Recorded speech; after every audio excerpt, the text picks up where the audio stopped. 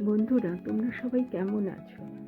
দেখো, যা ঠান্ডা পড়েছে, শর্টকাট একটা ব্রেকফাস্ট তোমাদের দেখাচ্ছি। বাঙালির খুব প্রিয় ব্রেকফাস্ট, লুচি আলুর তরকারি, সাথে মিষ্টি হলে জমে খেয়ে।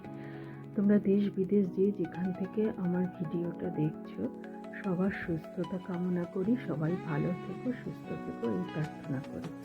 আচ্ছা, আমি প্রথমে কড়াতে একটু সাদা তেল দিয়ে 5 ফোড়ন দিয়ে দিলাম। 5 ফোড়ন আর চিরা কাঁচা লঙ্কাগুলো দিয়ে দিলাম।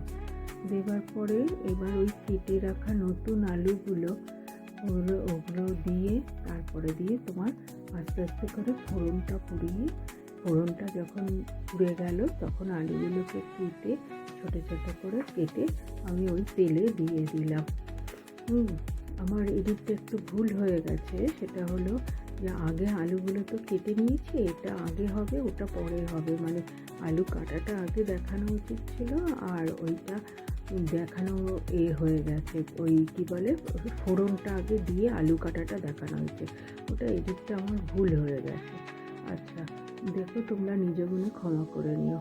এবার আলুগুলোকে কড়াতে দিয়ে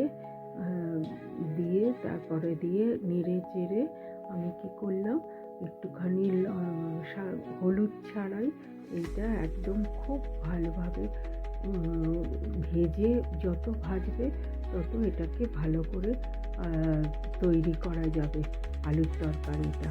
এতে শীতকালে নতুন আলু, কড়াইশুঁটি, টমেটো দিয়ে এই চচ্চড়িটা সাথে লুচি মুড়ি দিয়েও খেতে খুব ভালো লাগে। আমরা তো ভীষণ পছন্দ করি। তোমরা একবার হলেও করে খেয়ে দেখো, কোনো মশলা নেই, অল্প তেলে খুব ভালো লাগবে। দেখো বন্ধুরা, এবার আমি তো নেড়ে চেড়ে আস্তে করে দিয়ে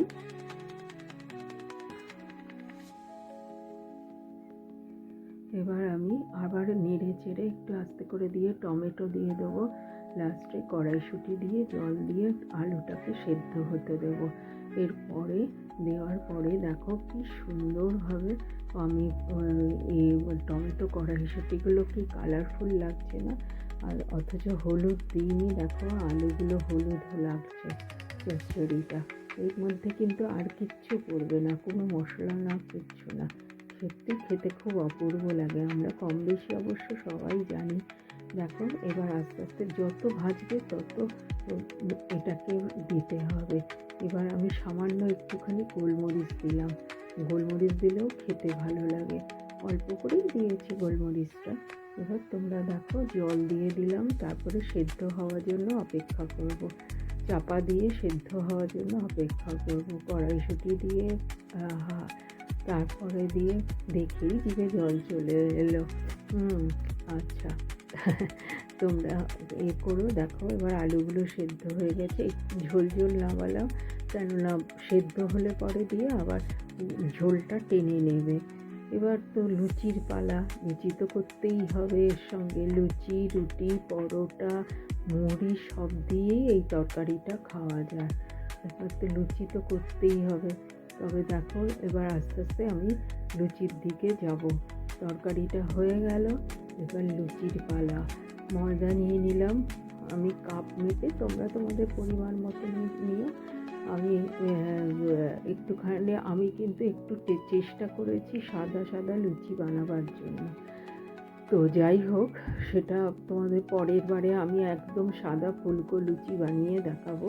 এটা একটুখানি প্রবলেম হয়েছিল, যার জন্য নুন আর সাদা তেল দিয়ে ময়দা দিয়ে মেখে তারপরে দিয়ে বেলে তোমরা গরম তেলে ভেজে খেও, দেখো খুব ভালো লাগবে। এমনিতে কিছু, এটা কিন্তু রেস্টে দিতে হবে না, একদম কিন্তু সরাসরি করা যাবে।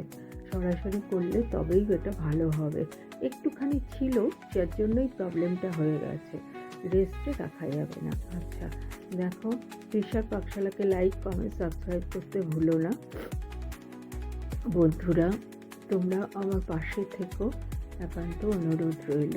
আচ্ছা, এবার লুচিগুলোকে বেলে ভেজে তুলে পরিবেশন করো। গরম গরম লুচি, সাথে তরকারি দিয়ে, আলুর তরকারি, মিষ্টি, আহা জমে ক্ষীর, এর নামই শীতের উপভোগ করা। তাই নাকি? বলো বন্ধুরা। ভালো থেকো, সুস্থ থেকো, এই কামনা করি।